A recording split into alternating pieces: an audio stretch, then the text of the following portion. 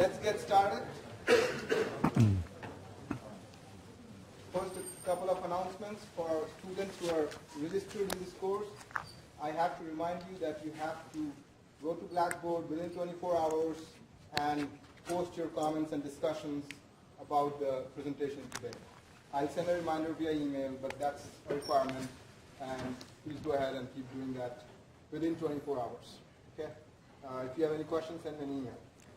Second announcement is during Q&A, please wait for this microphone to reach you.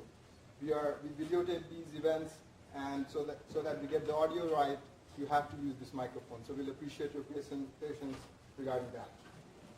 Our speaker next week will be Sherman Elliott, who was a former commissioner at the Illinois Commerce Commission, and he'll talk to us on emerging supply and demand supply technologies are pressuring regulators to change course, but do they really have the political will? It's going to be a very interesting talk where he'll talk about smart grids and smart meters and what it means from a political regulatory perspective to bring them into the market. So please join us next week as well. Our speaker today is Professor Thomas Dietz. Tom is a professor of sociology and environmental science and policy and assistant vice president for environmental research at Michigan State University. He's also co-director of the Great Lakes Integrated Sciences and Assessment Center. He holds a PhD in ecology from the University of California, Davis. He is a fellow of the American Association for Advancement of Science and has been awarded the Sustainability Science Award of the Ecological Society of America, as well as the Distinguished Contribution Award of the American Sociological Association section on environment. He has co-authored and co-edited 12 books and more than 100 papers, including several of them in science and the proceedings of the National Academy of Sciences. So very highly cited, very highly recognized, established intellectual in the field. His current research examines the human driving forces of environmental change, environmental values, and interplay between science and democracy and environmental issues. And I do have to say that this is especially interesting and an honor for me to have Tom here, because my own teaching and research has been influenced in several ways, and I see some of the students in the audience actually nodding their heads, because if you have taken my class, some of the other classes I teach, you definitely have read some of Tom's paper, and those who are doing research with me are quite likely testing some of the things that he has hypothesized. So such a great pleasure to have you here, Tom. Well, please join me in welcoming. Thank you. Thank you. It's a great pleasure to be here. It's fun visiting one of the few universities in the U.S. It's actually larger than Michigan State, both in enrollment. You're slightly larger, and your campus is probably a little bigger than ours if we don't include all the agricultural fields that run on for miles. But of course, I'm especially honored to be here to speak to a distinguished group of researchers, and also in a part of this lecture series, which is so highly interdisciplinary, bringing in the private sector, government, academic perspectives from all the different fields that contribute. I want to thank Professor Ray especially for his hospitality, and also for the wonderful discussions I've had with his research group today. I mean, very exciting discussions, lots of areas where we can see further conversations that will move forward. They're really doing some path-breaking work, and I'm eager to continue the conversation. The whole idea of looking at energy from a social science perspective has been around for a while. There was a florescence in the 70s and 80s, but then because basically of a lack of funding, things dried out because it's hard to do this work without a substantial amount of funding for data collection. But it is coming back again in very big and substantial ways. I point out that there's a special issue of Daedalus, the Journal of the American Academy of Arts and Sciences, the other AAAS for those of you who know the American Association. Two issues actually on alternative energy future that is social scientists looking at what can we say about America's energy future. So I recommend that to you, and I can leave this copy here. The title is Energy Efficiency and the Behavioral Wedge. I suspect most of you know the behavioral wedge, but just to briefly note, Steve Pacala and Rob Socolow wrote some time ago that there is no one technology that can solve the climate problem. We're going to have a series of technologies, and they ramp up over time, so you get this image of multiple wedges. And the idea is to calculate or think through how much each can contribute to solving the climate problem. And our argument is that behavioral change can provide one or in fact several of those wedges in addition to, if you will, hardware sorts of technology. Okay, so let's see, what's the best way? There we go. So what I'm going to do is very quickly frame the issue. I think for this audience, most of what I say about that will be very redundant. But then I'm going to try to make 6 points that are sort of drawn from my research and the research of others. These are vignettes or almost stories that are based on the research. So the points I'm going to try and make is it's important to frame problems of energy analysis for decisions as well as for technology development, and that's a somewhat different framing. That substantial efficiency potential exists within the household sector, that it's important when thinking through policies and technologies to think about real people rather than what we in sociology call ideal types, these sort of constructs that are simplified for the purpose of analysis but may not be realistic. We want to design policies for success and not for failure. And I'm going to talk about, anecdotally, 2 buildings that emphasizes why we need interdisciplinary research. I was hesitant to do something that's purely anecdotal because I'm often in the position of telling undergraduate students that data is not the plural of anecdote. In sociology courses, we talk about having the student who says, I know a guy who. And the point is we're interested in general patterns, not specific examples. So one way to think about this is if you think about solar radiation management and ocean fertilization for carbon sequestration as kind of macro scale climate engineering, this is micro or nanoscale climate engineering. So why do we care about energy efficiency? It's one of the cheapest sources of energy. It insulates us from price and supply shocks. It enhances the balance of trade. It reduces many environmental impacts at low cost. In particular, it potentially limits greenhouse gas emissions, which reduces risk from climate change. And I should mention that a lot of what I'm going to say is in metrics of CO2 or CO2 equivalent emissions rather than in energy per se. And as most of you know better than I, one can translate back and forth. There are differences between those 2 things, but for the purposes of this talk, those differences don't matter. I had the privilege a couple of years ago of being the vice chair of a National Research Council panel that prepared Advancing the Science of Climate Change, which is the largest study of climate change the National Research Council has ever done. And when I talk about climate change, I'd like to point out, particularly about the science of climate change, I'd like to point out that the science of climate change wasn't something that was invented in Earth Day in 1970. The first measurement of the heat trapping capacity of CO2 was done by Tyndall in 1859. Svante Arrhenius, working in Uppsala, did the first calculation of the effects of burning fossil fuels since the Industrial Revolution on global climate in 1896. And since the 19th century, there's been very steady progress. We've got better measurements, better models, and better understanding of fundamental processes. So this is a long evolution of a science, not something that just came online. The conclusion of the Academy's report is, and we state this with very high certainty, climate change is occurring. It's caused largely by human activities, and it poses significant risks for a broad range of human and natural systems. The volume itself is 600 or so pages, more than 1,000 studies. So it was a lot of work to get it done. Part of our task was to take a fresh look, sort of independent of the IPCC, about what the literature on climate change said because of all the flap about the IPCC at the time. Okay. Here's the way I would summarize my view. There's much more than a 95% chance that the climate is changing. There's much more than a 90% chance that the observed changes are primarily anthropogenic. Climate change is one of a series of stressors. We've got ocean acidification, increased linking across space of coupled human and natural systems, widespread dispersal of persistent toxics, and so on. All these things are going to interact with substantial effects on things we care about. As we move to higher and higher levels of greenhouse gas concentrations, we increase the probability of very serious and perhaps even devastating changes in the biosphere. So in my view, it's simply prudent to ensure against costly and even catastrophic climate change by limiting emissions and building resilience. I mean, it's sort of an insurance analogy. I wish we could go to the Milky Way Prudential Insurance Company and take out insurance against climate change, but they're not going to sell it to us. So we have to take some action instead if we're going to be prudent about this. And that's my personal view about how to approach climate change. Okay, I want to make a very general point. There is no solution and we don't know what to do.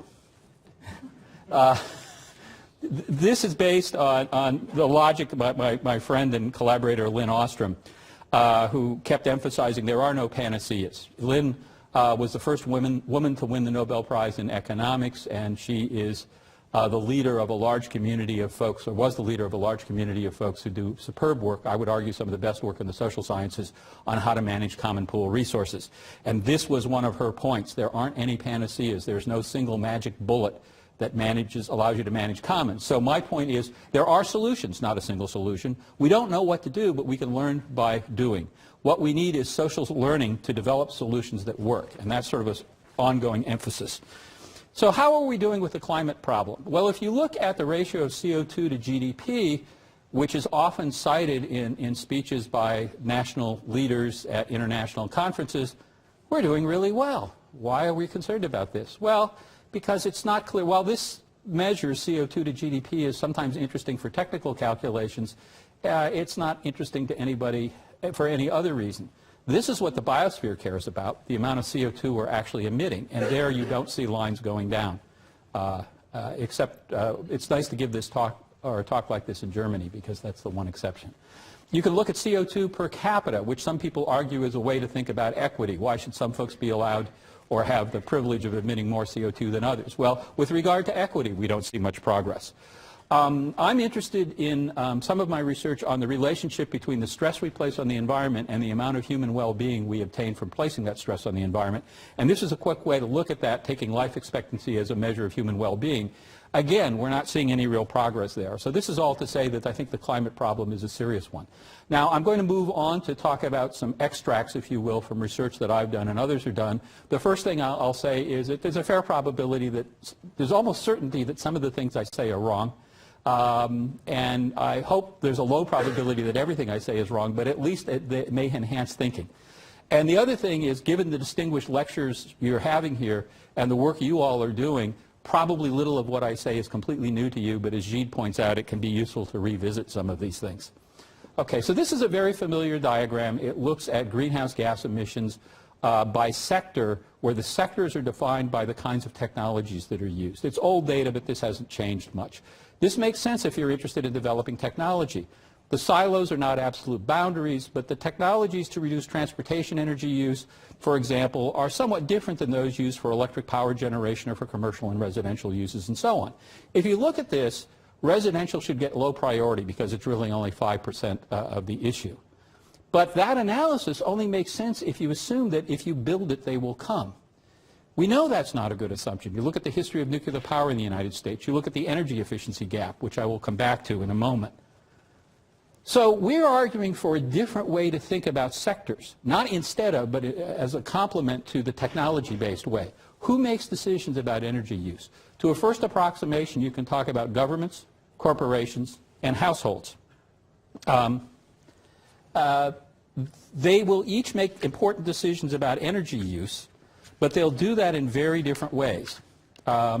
So if we're interested in decisions made across sectors, the impact of those decisions are not going to be revealed by the standard technology-based analysis. So this is how we're trying to reframe thinking about energy use.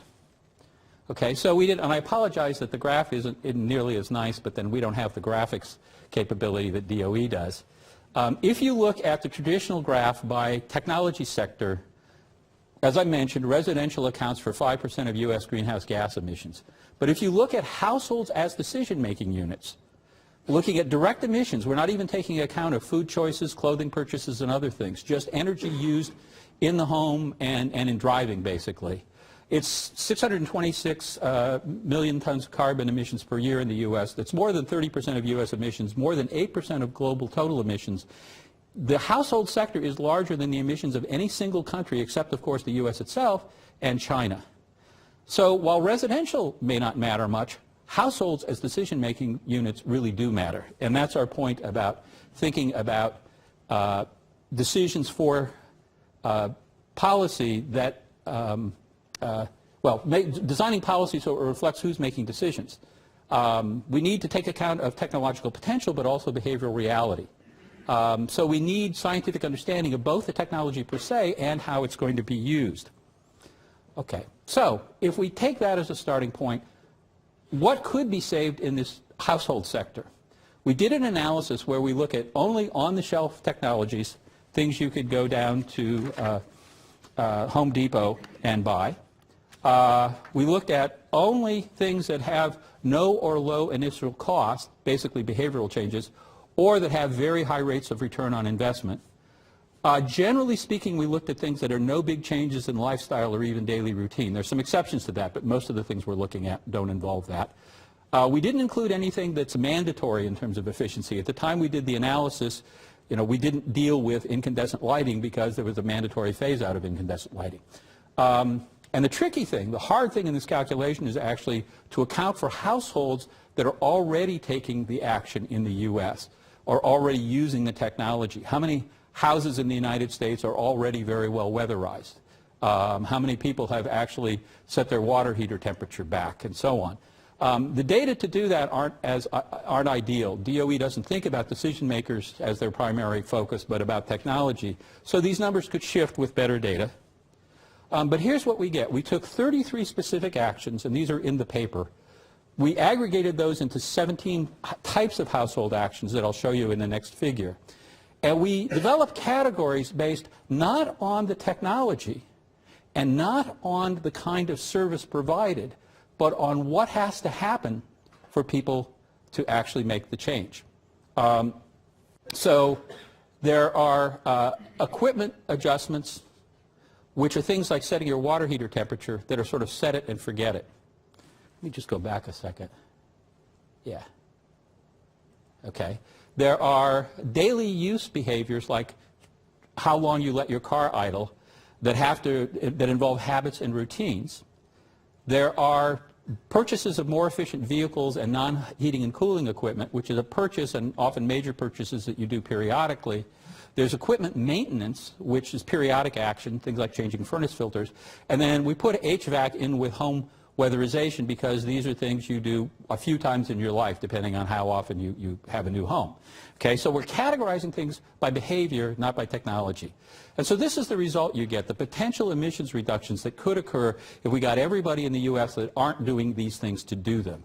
It's 233 metric tons, but let's go to the percentages because that's easier to follow. It's about 37% of total household emissions, which is 14% of total U.S. emissions that could be reduced, and 3% of global emissions. However, this is not realistic. You're never going to get everybody to do these things. So this is what we call potential emissions reduction, but we need to think about real people rather than ideal types. And this is my second sort of general point here. The first story is about potential savings, and if we apply simple models of decision making, since these things are all cost effective, all these things should be in place right now. But they're not. And one of the problems we face, and I apologize to my economist colleagues back at MSU and to any of you who are economists, but at least since Ricardo in economics, there has been a tendency to favor models that are analytically tractable over models that are realistic in terms of describing people's behavior. This is changing, but I want to raise an old joke that exemplifies the problem. And again, apologies to economists. An economist and a sociologist are walking down the street. The sociologist says, look, there's a $20 bill on the sidewalk. And the economist says, nonsense. That's not possible. If the bill were there, someone would have picked it up by now. And so this gets at the problem of having really tractable models that are very eloquent and scientifically kind of cool, but that may not be effective descriptions of reality. And again, economics is now kind of coming together with sociology and psychology with much more realistic models of behavior. But we have known about the energy efficiency gap for many years. Firms, households, and other decision makers don't do what they should do according to simple models of ideal types. And my point here is that sometimes our thinking about energy technology still assumes the ideal type of the rational actor model, the profit maximizer, et cetera, and that's not a sufficient description of behavior to really help us in getting policy shaped up that will really deploy those technologies. Why is this so? Well, people are busy, and we use shortcuts to process information. Sometimes those shortcuts get manipulated. If you turn to Bob Cialdini's excellent book, he not only talks about our cognitive shortcuts, but also how people actively try to manipulate those to our disadvantage sometimes. People have heard a lot about Nudge, a relatively new book in economics. It's very interesting. I would recommend to you Cialdini over Nudge because he was first and in some ways It's a deeper analysis. And also Danny Kahneman, who won the Nobel Prize a few years back, Nobel Prize in Economics a few years back, has just written a book summarizing a lot of this work about how we process information. And his basic point is we have a slow, rational, analytic cognitive processing style, and to simplify a bit, a fast, based on norms and images, cognitive processing style that leads us to make very quick judgments in many situations. And we have to be careful about those two if we're trying to design policy.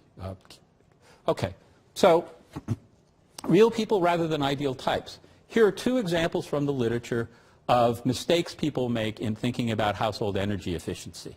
Okay, the top graph, top right, is a graph of the actual energy used or saved by various actions or technologies versus what people in a national sample said they thought would be saved.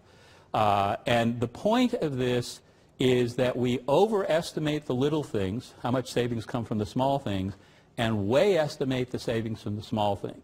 So this kind of result is very consistent with a lot of literature in cognitive psychology. This is not a result that's surprising the cognitive psychologist. But it means that if somebody decides to start saving energy in their household, they're pretty likely to put effort into the wrong things and not save as much energy as they could if they went after the things that are correct. And it can be rather hard to figure out how much energy is used by some of these things. Okay, let me give another example. Beliefs about how to use a technology persist even as the technology changes. You hear all the time about people saying, I don't want to buy spray cans because I don't want to destroy the ozone layer. But of course, CFCs haven't been in spray cans for, what, 15, 20 years now. This is a study by a team at Vanderbilt that asked people about best practices for auto engine idling. Now, EPA estimates that if everybody idled about the right amount, that is no longer than is appropriate for modern engines, this would reduce about 16 million tons of carbon, about 0.3% of total emissions, save consumers about $6 billion a year. But people are way off in what they think is appropriate for engine idling for the good of the car. Best practices is 30 seconds. Even warm weather idling, people think the best thing to do is almost 2 minutes, and for cold weather idling, about 5 minutes. So these are just two vignettes from a larger literature that show that people's perceptions are off when it comes to energy efficiency. So this leads us to the idea of behavioral plasticity, the degree to which it is easy or difficult to get people to change. This is kind of a parallel concept to elasticity. Elasticity in economics is how much, if I change technology by 1%, how much change in energy consumption in percentages would I get? How much change do you get from a 1% change in the independent variable in the dependent variable? We're adding the concept of plasticity, which is how hard is it to get that 1% change, or whatever percent you can manage. So from that, we think about diagnostic questions about household energy behavior. Not all behaviors are the same in terms of how hard or easy it is to change, nor in the strategies you would use. So again, this is based on a lot of literature. Do people understand energy use and potential savings? I've just shown you evidence that in general they don't. Is the thing you're trying to change a one-time fix, like buying a water heater, or something that requires repeated behavior over time, like shifting people's engine idling behavior? Are there a bunch of characteristics that matter as much or more than energy use? Cars have a whole bundle of characteristics that we care about over and above the energy efficiency. Furnaces, probably not so much. Mostly you just care about, does it produce warmth and is it reasonably energy efficient? Do those who can take action get the benefits? This is a classic problem that economists and others have studied forever. Landlords versus tenants. Landlords would have to pay for and install the equipment. Tenants get the benefit in the reduction in the energy bill. Do actions require breaking habits or dealing with things that are unfamiliar? Those are hard things to do. Are there substantial upfront investments of time, money, hassle, and so on? Some of the kinds of things that need to be done in terms of energy efficiency do have substantial upfront costs, and so if you're facing that obstacle, you have to design policies around that. Okay? So how can we build that kind of logic into this analysis of potential energy savings? First, we argue that realistic estimates of energy savings have to take account of plasticity. the relative ease or difficulty of getting people to change their behavior. And I've just talked about some of the factors that contribute to plasticity. So the way we tried to get at this is to look in the literature for the best programs that have been implemented in communities or at a statewide level in the U.S. A few cases we had to look outside the U.S. What have the best programs we can find managed to accomplish for each of the kinds of behaviors we analyze? What the best practices do for you? That tells us what we can expect from the technology combined with best practices to deploy it. So this is the way we tried to get at plasticity. And we call this reasonably achievable emissions reductions.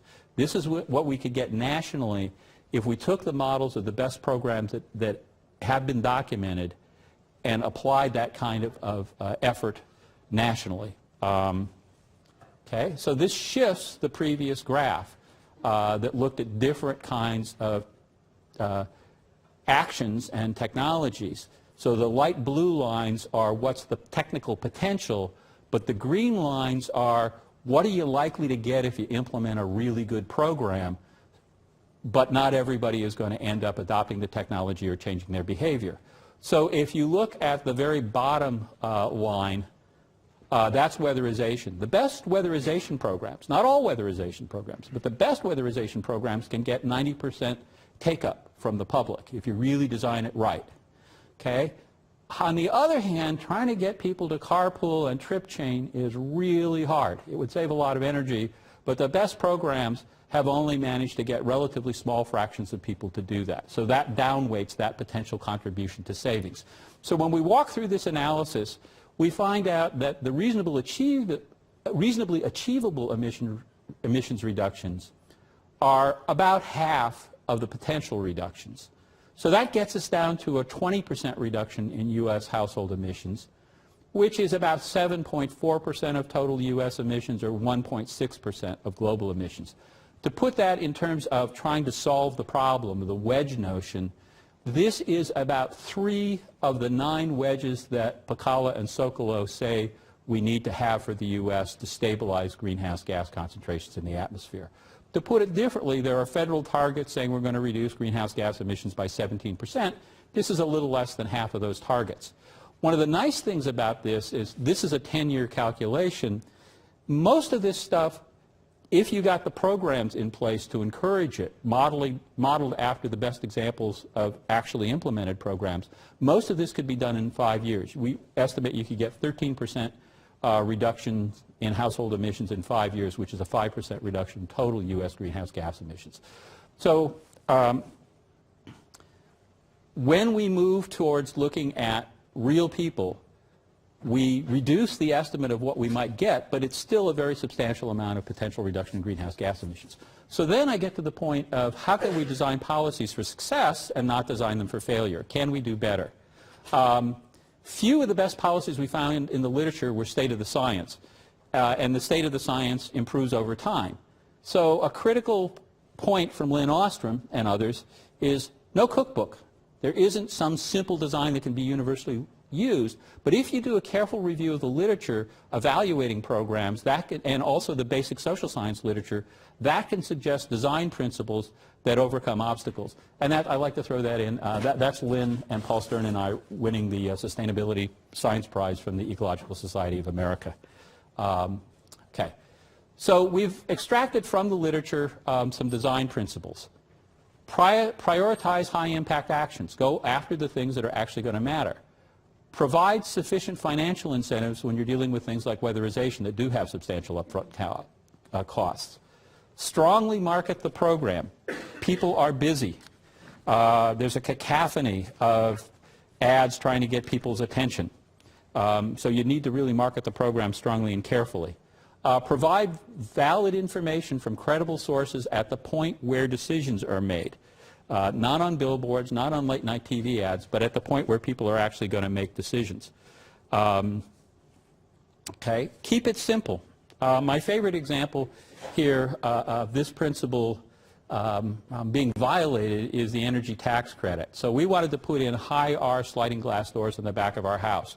First step, find a contractor who knew how to do that and had a supplier who could provide those. Second step, get them installed. or excuse me, second step, make sure that they qualified. Third step, get them installed. In our case, they had to be returned to the factory because there were problems with them. So it took actually 2 different installations.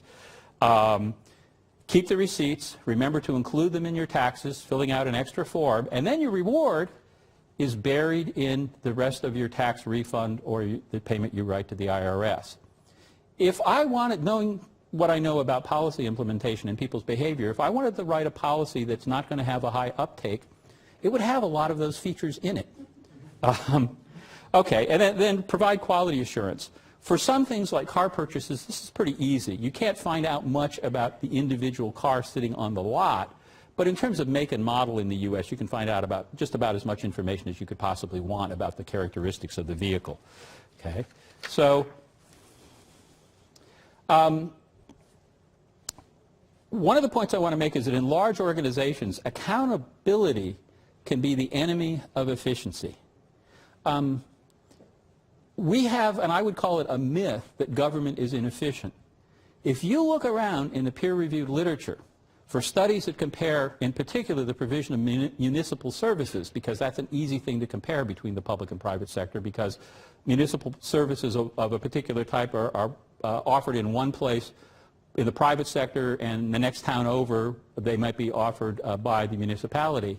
What you find in the best peer-reviewed literature I can identify is that there's no systematic difference in efficiency between the private sector and government. But we worry about the big boondoggles, the big dig in Boston with its huge tax overruns. And this makes sense from a psychological perspective. These things are sort of dramatic. They create headlines. It's a scandal. So we think that these things are much more common and problematic than they are. And my argument here, it's sort of an arm-waving argument, is then we place too much emphasis on accountability. So think about the forms you have to fill out in traveling for the university. If you're anything like us, the travel processing requirements are meant to prevent the very, very, very small proportion of people who actively try to defraud the university. And all of us bear a substantial time cost filling out that form to prevent the occasional fraud. So that's part of the problem. I always say to people, if you want government to be more efficient, let it be less accountable. If you want really high government accountability, don't complain about inefficiency. Okay. So we looked at 3 programs. Cash for Clunkers, brilliant program. You got the car dealers to market it. They did the paperwork. The impact was, the financial impact was right there. You saw the change that in the amount of the check you had to write or the loan you had to take out. Quality assurance for cars is good. Not to say all cars are good, but it's relatively easy to find out. I've talked about the efficiency tax credit, residential PV incentives. We each are now on separate projects, Professor Ray and I, funded by DOE to look at solar PV installations, and this is going to be really interesting. But I really couldn't design a program that did a better job of following the design principles in a negative way than what most states do in terms of solar PV. In the state of Maryland, where we've looked at this, what you really need is somebody who is a CPA, an engineer, and has a law degree to get into the program. It's amazing. And so that program has relatively low uptake. Okay, my final sort of story or vignette. I'm going to talk about a tale of 2 buildings. My point here is that sometimes disciplines may not be our best guide to designing coupled human and natural systems. Michigan State has just opened the Broad Art Museum. As you can see, it's a fairly striking building. It's 200 steps from my office, and so it's where I do most small meetings. They have a nice little coffee shop in there. So when I'm meeting with a couple of graduate students or a couple of colleagues, it's a great place to meet. It has rotating shows of world-class contemporary art. The focus is art since 1945. So it's really cool. It was designed by Zaha Hadid, who is one of the most prominent young architects in the world. She has won the Pritzker Prize, which is sort of like the Nobel Prize for architecture, and 2 Sterling Prizes for her buildings, which meant that in their category they were considered the best in the world the year she designed them. It was listed last year on the Wall Street Journal's list of the best architecture built in 2012. It opened in October, as I recall. But angled walls can't be built with standard concrete. And somehow the design specifications didn't mention this. So they actually began to throw up these walls, the local contractors using standard concrete, and realized that they weren't firming up properly and had to go back to their yard and experiment. I don't have that photograph in the slides, but there's a photograph of these kind of angled concrete walls, with like 6 of them in a row, where they tried different mixes of concrete to try to figure out, well, many of you are engineers, so you'll know better than I, but this has to do with how air within the concrete rises and a series of factors. So they had to, it led to almost a 6-month delay in the opening of the museum and huge cost overruns. And this winter, they realized that nobody really knows quite what to do with snow and ice buildup on these sort of cantilevered, angled surfaces. And we do have snow and ice buildup in the winter in Michigan. It was intended to be LEED Gold certified. Hasn't got a LEED certification yet because they're still trying to figure out a lot of things about building performance. Okay, so that's one building. This is the University of British Columbia Center for Interactive Research on Sustainability. It's a building that, whose development was led by my friend John Robinson, who is the lead person on sustainability at UBC. Heavy stakeholder influence in the design of the building. For every aspect of the building design, they held multiple charrettes with faculty, students, staff, people who would be working, taking classes and otherwise dealing with this building. It's mostly wood, and when I say mostly wood, the structural elements in the building are mostly wood. There's very limited use of concrete and very, very limited use of steel. It meets all provincial standards, and of course Vancouver's an earthquake zone. It uses mostly natural lighting in Vancouver. It's about 1 kilometer from the Pacific Ocean, so it is not always bright and sunny, but it's almost all natural lighting. It's mostly natural ventilation. The wastewater is treated on site. This is actually a greenhouse when you flush the toilet. This is where it goes, and they use that kind of processing. The water quality measurements they're getting indicate that it meets standards for being potable, but in fact they just use it as gray water for irrigation. It is so energy efficiency that by taking waste heat from adjacent building, it actually, and with the solar panels on the roof, it's a net contributor to energy at UBC. It's one of only 3 buildings in North America certified as a living building. This is so far beyond LEED standards. I mean, John said that he wouldn't even begin to deal with LEED standards because he felt that they would hold back, trying to meet LEED standards would hold back the design of their building.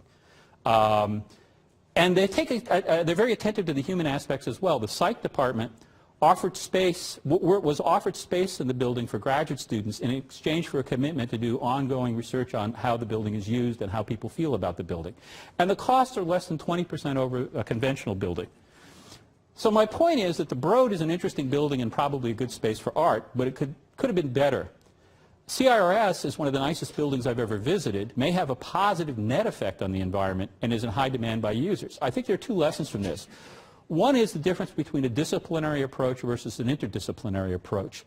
To me, the Broad is a wonderful building, but it's architecture as sculpture. It's architecture for architects. CIRS, C-I-R-S, is architecture designed as a coupled human and natural system with input from the people who would have to live and work in it.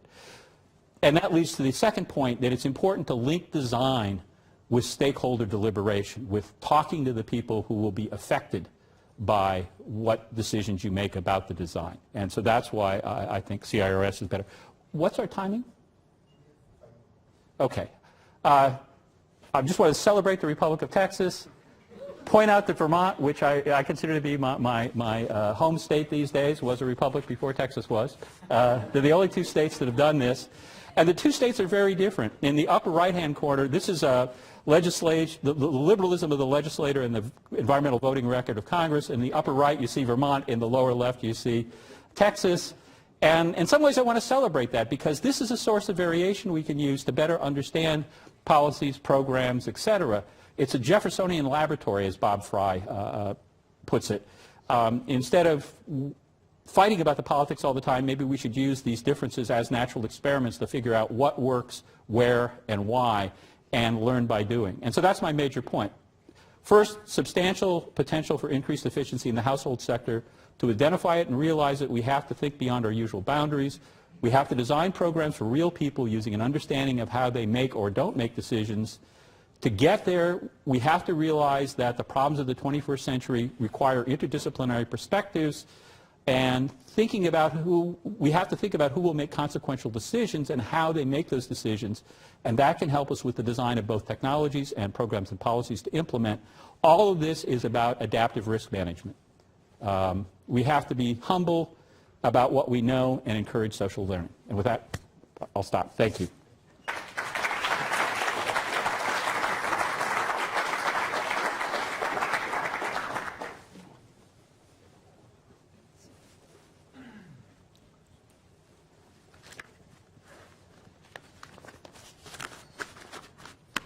Thanks for that lecture. And I was curious how you in terms of figuring out the potential impact of trying different programs and Right.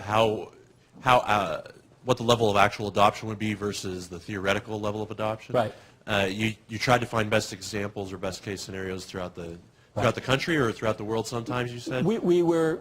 We focused on the U.S. When we couldn't find any documented example in the U.S., we, with trepidation, would go to Canada with the understanding that as soon as you move outside the boundaries, and particularly if you move outside Canada and the U.S. and maybe Australia, you're really getting to different turf.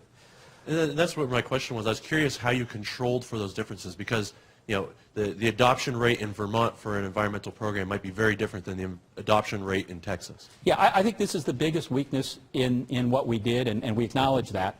And this speaks to the problem that we need a lot more research on this subject. If we had examples with weatherization, which is the highest uptake program, one of the reasons for that is that there's a long history of experimentation with weatherization programs. Ed Vine at Lawrence Berkeley Lab, a number of other people have been doing research on this, and so each new weatherization program at least has the potential to learn from the previous one, so they've ratcheted it up. And it also means we've got evidence from all around the country.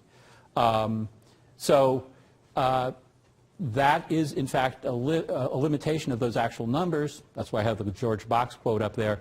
And it's a place where I think we really need a lot more research. And it's the kind of thing where we need a lot more local to regional studies that then get aggregated into an overall understanding of what's going on, including controlling for those factors. Yeah. Hi, Professor Dietz. Thank you for your very interesting lecture. I learned a lot. My question is about the wedges. Right. Since I also have read that book, and I found it very interesting. So could you give us some simple examples of using wedges, maybe in the field of promoting renewables, like solar PV? Yeah, the basic, I think I'm being responsive, but if not, let me know. The basic idea of the wedge is, Steve Pacala and Rob Socolow, one way to put it is they got tired of the argument of people say, well, we can't build enough nuclear power plants to save the problem. Oh, we'll never have enough windmills to solve the problem. Oh, their point is it's not one technology at a time. It's that you've got to ramp up with multiple technologies. And then one of the things that Rob always points out is if you say you don't want any nuclear power, fine. Tell me what else you're going to put in there as a wedge. The whole logic of this is to say what's a mix of technologies, and we would argue, and behaviors, that lead to a sufficient reduction in emissions that you get to your goal. So I think the fundamental part of the logic is to think about the mix rather than focusing on one technology. And remember my little quote, there is no solution, but there are solutions. It's part of that logic. One of the things we haven't spent a lot of time thinking about is the interactions amongst different kinds of technologies. So I hope that's helpful. I think yeah. asking the edges, not the wedges. The nudge, sorry. Oh, the nudge. I'm sorry. Sorry, I was thinking of that. Yeah, nudge, there's a book called Nudge, and there's this that talks about how, well, the simplest example is if a company is offering people an insurance program, and you have to go to the web and click to get the insurance program, you get a certain number of people signing up. If you say, you're in the insurance program, if you don't want to be, you go to the web and click. From classic economic models, those things should be the same thing. But in fact, they're not. You get very substantially more people taking whatever the default option is, whether it's to be in the program or not in the program. And I don't want to be overly critical of that work in economics. It is really solid work. The only thing I want to point out is welcome to economists who are taking this into account. This is the kind of thing that Bob Cialdini and Danny Kahneman and a whole community of researchers have been thinking about for a couple of decades. Let's all get together and share how we're thinking about that. So the idea of the nudge is that there are relatively simple things you can do in how you frame decisions that substantially change what people decide. And again, the opt-in, opt-out is the simplest of those. The other little thing I would say about nudge versus Cialdini is Cialdini makes a real point of the attempt to manipulate us using some of our cognitive, he calls them shortcuts. He doesn't like to call them failings because they save us a lot of time, and they usually work pretty well. Nudge, I actually wrote a review for Nature of Cialdini's book as kind of a retrospective review. And one of the things I point out is that Cialdini pays a lot of attention to that, and he actually did things like, he's a social psychologist, go out and take training courses for car salespeople, where he was taught how to use these things by people who were trying to get you to do something. And there are places where I think nudge and that line of reasoning can be a little naive about the ethical implications of these things. Okay? So I don't want to be damning in it, but I want to raise that little bit of caution. But that's the basic difference. They're good things, but they're just the latest packaging of a lot of stuff that's already in the literature. And we need lots more of this work. And as I say, that my view about this is economists, social psychologists, sociologists all need to come together and share how to approach these things, to design programs so that they're easy for people to do what they want to do, or easy for people to get the information they need and make choices they want to make. Hope that helps. Yeah. Thank you for your presentation.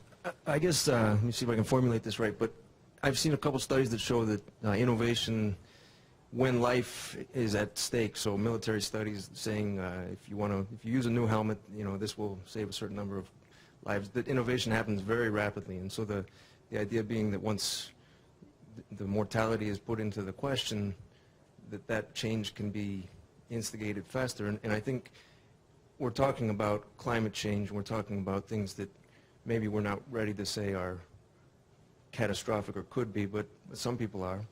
And I'm wondering what you would say in terms of, okay, so there's one side that needs to work on getting the message out and marketing, but there's also kind of the bigger message too. And I don't know what your response to that would be, but. Yeah, I think, there's a couple of things going on. First of all, there is a literature on so-called high reliability organizations. And from what I know of that literature, and in contrast, low reliability organizations, that is, organizations that, and all these organizations deal with big, serious things that are kind of life and death. And that literature in sociology says that it's about organizational culture, that there are organizations that deal with life and death that are not very error-correcting. And there are organizations that deal with life and death that are very error-correcting. And so the trick is to figure out how the good ones do it and get that. And one of the examples, with all due respect, is that the nuclear industry is not seen as very error-correcting as compared to the commercial airline industry. One of the other examples used is the flight deck of an aircraft carrier. The Navy has really figured out how to make that an error-correcting system. So from what I know of the literature, and I'd be happy to see the studies that you're citing, but from what I know, whether or not it's a life and death situation actually doesn't matter much. The other problem is if you think about our categories of what kinds of behaviors, are you thinking about catastrophic climate change when you figure out, when you don't think about how long your car is idling? It would be really hard to message changes in car idling effectively with we're going to cause, terrible problems in Bangladesh with climate change. That you got to think about what messages match the kinds of behavior you're trying to change, and that's sort of part of our message. So I hope that's responsive. Yeah. Hi, thank you for the lecture. And my question is very related to what you just said, that until a decade ago, 5 years ago, there were a lot of people denying the climate change and appears in the TV and all that kind of stuff. And recently, it seems that there is more or less agreement that the climate change is happening among everybody. There is still so. And the polls also shows that polls in the newspaper, recent polls says, okay, the people think that it's happening. So can this make do you think that this can make a breakthrough or a change in the behavior of the people, how they think and do, how they take their lives in terms of energy consumption? Yeah, first, one of my colleagues, Aaron McWright, is I think the best researcher on U.S. public opinion on climate change. And so he's the only person who has really long time series data. So he can look back now about 12 years on this issue, which is as far back as we have data. And what he finds is a little sobering. First of all, stylistically, the majority of the American people think that climate change is real, think it's caused by humans, and think we should do something about it. But when you break it down, there has been no change or a slight increase in concern with self-identified liberals. There's been no change or a slight increase in concern with self-identified independents. There has been a very, very sharp decline in concern, belief, et cetera, among self-identified conservatives over the last 12 years. Now, I haven't seen the 2012 data yet, so I don't know if that's turned around. But the trick, again, I think this increase in concern with climate change helps. But again, you've got that translation of what are people making decisions about, when are they making them, and what are they thinking about when they make those decisions? And is concern with climate change going to be brought into that calculus? Or put it differently, how do you bring these concerns with climate change into that calculus? You know, one of our favorite examples is a water heater. How do you choose your water heater? Well, your water heater fails, and then you take whatever's on the plumber's truck. So how concerned about you are about climate change probably doesn't matter. What might matter is how concerned your plumber is about climate change. But for that decision, she or he is going to be worried about, you know, what's their profit and what's the hassle of installation and a whole bunch of other factors. So even if they're concerned about energy efficiency, it may not matter much in their decisions. So we have to think through those kinds of things on a case-by-case basis. I mean, this is the great lesson of Lynn Ostrom, I think, aside from her actual peer-reviewed science, is stuff is complicated. It's very context-specific. And that's why you need the science to really tease out the general principles and then figure out how to apply them to the specific problems. So, yeah. So I think it'll help, but I don't think it's going to solve the problem. Yeah. Thank you for your insights and your traveling all the way down here to be with us. I appreciate it. We all appreciate it. Given that it's probably 15, 20 degrees at home and snowing, I'm in trouble with my wife, but I'm glad to be here. So I was going to ask a question that is related to that poll you just mentioned about conservatives actually dropping as far as that. Couple things. What about the distortions or the news medias? I mean, can you share some insights or research on that influence and how there's either science or not science-based propaganda in whatever way you want to say on that? And also generational insights. You know, does it tend to, if it's infused when they're young, stick with people, or can you learn later on, or are there just economic incentives that you just have it as a lower priority? Any kind of those real situations? And I guess this is all derived from Aaron's. Aaron's researched all of these things. So, in fact, if you want, you can email me and I can connect you with him or show you some of his stuff, because he's really the go-to person. There's a lot of good people working on this, but I think Aaron is the best of all of them. On the news media, yeah, Aaron has shown that over time, and again, I haven't seen the very latest stuff, but say up until, say, 2 years ago, that as the scientific consensus grew stronger and stronger over decades, the news media portrayed this much more as a matter of scientific uncertainty. That's not coincidental. A lot of money was invested to get the message out that the science is uncertain, even though the scientific community felt that the uncertainty was decreasing over time. Exactly, and it's just some of the same people. There's a wonderful book, you may know this, Merchants of Doubt, I think I've got that right, by Naomi Oreskes, and I've forgotten her co-author, but they're a historian and a climatologist. Look at this, and what is amazing is some of the same think tanks and institutes, and literally some of the same people, have been at cigarette smoking, climate change, ozone depletion, acid precipitation, and the argument is always the same: science is too uncertain to do anything.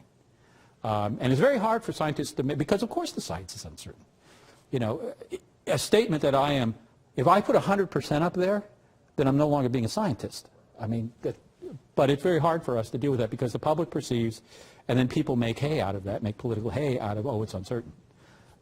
So that's one of the things that's been rather disturbing. Again, I'm not sure if there's been a turnaround lately. Aaron is working on some of those things.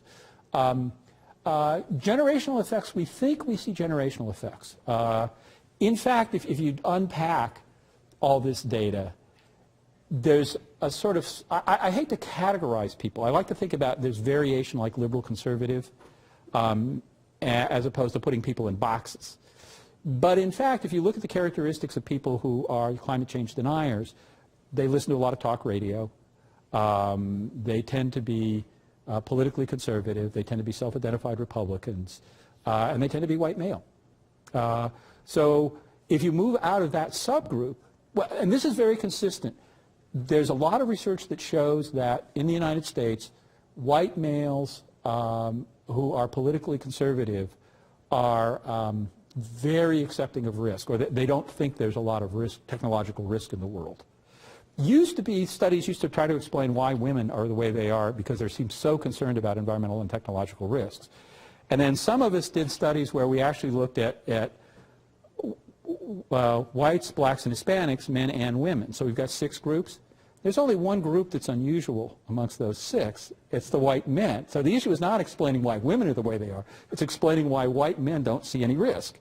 And I'm saying this a little glibly, but it also indicates why you have to have sort of broad basis of comparison.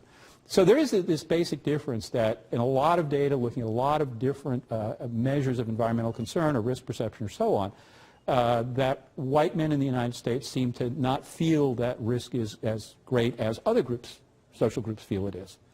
So that's part of the dynamic. And we're still sort of working on why is that? Why is that? Yeah, well, we're working on that. I mean, sort of you can, if you go out and Google Scholar, you can find, I won't mention him, you can find one guy who has all the explanations for this, that there are certain basic cultural types. We all fit into one of 4 boxes, and that's why. And you can tell by how I'm describing it what I think of that theory. I think we have to think about what are people's vulnerable. I mean, in my own research, what I find explains a lot of variance in individual perceptions are basically 2 dimensions. How much are you sort of altruistic versus self-interested? How much, are you sort of, well, that's fairly self-explanatory. How much are you comfortable with social change versus adhering to traditional values? And those 2 dimensions explain pretty consistently a lot of variation in people's concerns with climate change, acceptance of nuclear power, and just a whole series of things where we've applied it. So I think that's beginning to get at something. And as a sociologist, I would argue a lot of that has to do in part with just socialization, but also what's your position in life? How do you make your living? What do you see as threats to you and your family? So, Thanks for your insight. My question is about the behavioral plasticity index that you mentioned. Yeah. I think that's really interesting, and I'm wondering if you assigned different values to the buckets that you had with, given your results on the realistic versus the potential for all of the different buckets. You mentioned a few, one time or repeated behavior. Do people understand? Like, did you assign how those weighted into behavioral plasticity? And yeah, I wish we could, but this is again the problem with data. We have these huge appendices to this paper that are trying to get at these various estimates, and they're mostly taken from the Energy Information Administration's household surveys. But from our perspective, they're not asking the questions that we need to have asked. They don't know how well weatherized, so they're doing a survey of households. They don't ask any questions about weatherization. So we had to do a lot of heroic assumptions and arm waving. So that's why I say these numbers might be off. We can imagine how we would do studies to get at those things, but well, hopefully there's going to be more money for this kind of research, and we'll be able to nail those things down. Let's thank Tom. Thank you. This was great. Great fun. Thank you very much.